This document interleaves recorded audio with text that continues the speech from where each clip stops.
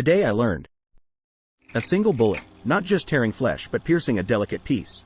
That's the legacy of Gavrilo Princip, a 19-year-old nationalist whose assassination of Archduke Franz Ferdinand in 1914 triggered a chain reaction of unimaginable consequences. Austria-Hungary, outraged by the assassination, blamed Serbia and issued an ultimatum. Serbia couldn't comply, setting off a domino effect of declarations of war amidst a web of alliances.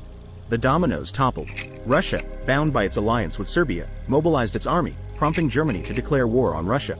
France, tied to Russia, entered the fray against Germany. Looking to defeat France and quickly get around their defenses, Germany invaded the neutral country of Belgium. Great Britain, allied to both France and Belgium, was also drawn into the conflict. Within a month, a local dispute spiraled into a global conflict. Over 16 million lives were extinguished on battlefields and in the crossfire.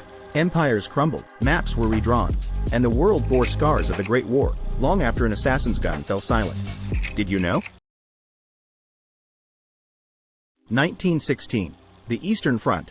German forces unleashed a chemical attack on Russian defenders at Fort Ossowiec in Poland. Expecting a quick victory, the Germans are horrified by what rises from the ruins. The Russian defenders emerge from the chlorine-filled trenches, charging the German lines. Their faces are wrapped in bloody cloth as they cough up pieces of their own lungs. Hydrochloric acid, formed in their lungs, was also dissolving their flesh. The gruesome appearance of these soldiers, the attack of the dead men, as the encounter would later be known, sowed chaos among the advancing enemy. Panicked, the German attackers fled at the sight of these seemingly undead soldiers, retreating into their own barbed wire. Despite their horrific injuries, the Russian defenders, driven by an iron will, refused to succumb. Emerging from their gas-choked trenches, with blistering faces and streaming eyes, they resembled walking corpses. Did you know? 1914. Germany's claws sink into Belgium, dragging the nation into World War I. Amidst the chaos, a king rose to meet the challenge, Albert I. Refusing to flee, he became the first reigning monarch in over a century to take personal command of his army on the battlefield. As King Albert led from the front lines, sharing the mud and blood of his troops, he earned the respect of his nation. While other monarchs send their sons away from the danger, Albert's eldest son, a mere 12-year-old, enlisted as a private, choosing to fight alongside his fellow Belgians. Albert's courage wasn't limited to the battlefield.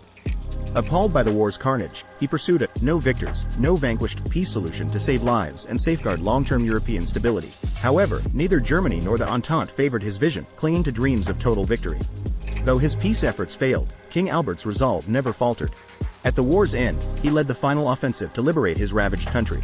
King Albert, the monarch who fought alongside his people, earned the enduring title of the Solider King. Did you know? Imagine the thunder of hooves across the battlefield as a wall of cavalry-mounted warriors charged toward the enemy lines. This wasn't a scene from a medieval epic, it was the reality of World War I, where millions of horses played a crucial yet often overlooked role in the conflict. These weren't just beasts of burden. They drug artillery through mud and shells, charged headlong into machine gun fire, and served as messengers amidst the chaos. Yet their bravery often translated to suffering, with a large percentage of enlisted horses succumbing to the brutal realities of the conflict. Under relentless shelling, exposed to poison gas, and plagued by disease and exhaustion, millions of horses met their fate on the battlefields. They were shot, gassed, starved, or succumbed to the sheer burden of war. The statistics are staggering. Britain alone was estimated to have lost nearly 500,000 horses during the war. Their legacy still lives on today. Memorials stand in their honor alongside their human counterparts. These hoofed heroes helped carry the burden of battle on their backs. Did you know? 1918. World War I still rages across Europe.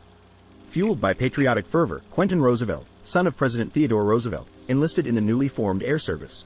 Taking to the skies in his Newport 28, he earned a reputation for daring missions and aerial prowess. On a fateful day in July, Roosevelt's luck ran out. Shot down over Chambery, the 21-year-old fell behind enemy lines. When the Germans discovered the young man's body, they confirmed his identity. The Germans laid Quentin to rest with full military honors, erecting a cross with parts of his wrecked plane, a custom for fallen pilots. The German public was shocked by the news. Theodore Roosevelt was still highly respected in Germany, and many were impressed that a former president's son died on active duty. The French government posthumously awarded him the Croix de Guerre with palm. In a letter home, another American pilot, Lieutenant Edward Buford, detailed Quentin's final mission.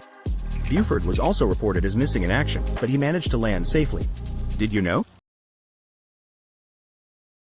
In the throes of World War I, amidst the roar of cannons and the clatter of trench warfare, a unique weapon emerged, the Choctaw language. A group of courageous Choctaw soldiers, hailing from their self-governed nation in Oklahoma, became America's first code talkers, weaving their ancestral tongue into a shield against enemy ears.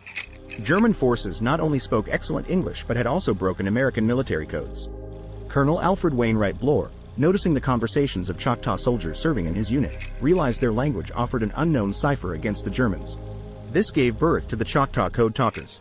In October 1918, their coded messages orchestrated a delicate troop withdrawal, leaving the enemy bewildered and unable to react.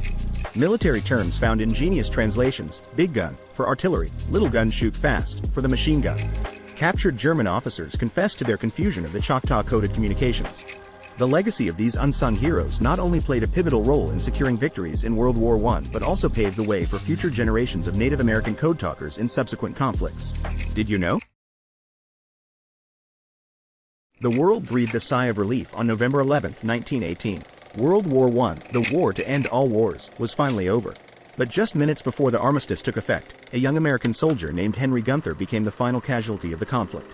Gunther, a Baltimore native of German-American descent, initially avoided enlisting, but he was drafted in 1917 and sent to France with the 79th Infantry Division. In a letter home to a friend, Gunther mentions the miserable conditions of the front and advises his friend to try anything to avoid the draft. The letter was intercepted by Army censors, resulting in his demotion from sergeant to private. It also left him troubled. On the morning of November 11, with the armistice hours from taking effect, Gunther's unit encountered a German roadblock. Against orders, he charged, some say driven by a desire to redeem himself. Despite frantic warnings from his comrades and even the Germans, who knew the war was ending, Gunther was killed just minutes before the guns fell silent. Henry Gunther's story may be one of tragedy, but it serves as a powerful reminder of the human cost of conflict. Did you know?